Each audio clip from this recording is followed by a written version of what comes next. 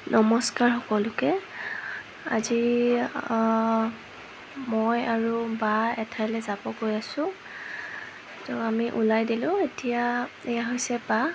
তো মই আছিলোঁ বাৰ ৰুমতে আছিলোঁ। বাৰ ৰুমৰ পৰা এটা বিশেষ কামৰ কাৰণে আমি ওলাই গ'লোঁ।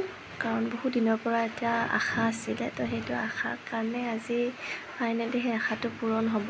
মই আহিছোঁ এটা ব্ৰাইডেল ফটোশ্বুট কৰিবৰ কাৰণে। আৰু মেকআপ আৰ্টিষ্ট হৈছে বাবলু দা।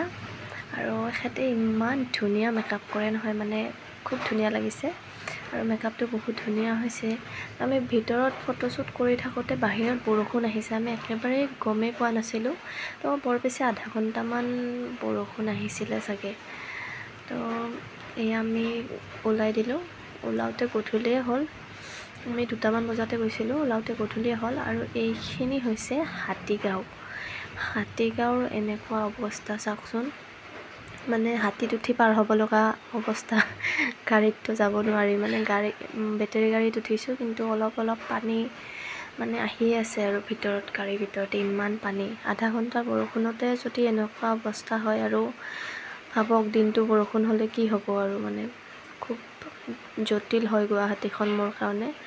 আৰু এনেকৈ আৰু বা আৰু মই দুয়োটাই ৰিক্সাত উঠি পেলাই আকৌ বাৰ ৰুমলৈ আহিলোঁ। তো আজি ভিডিঅ'টো এইখিনিয়ে। Bye bye.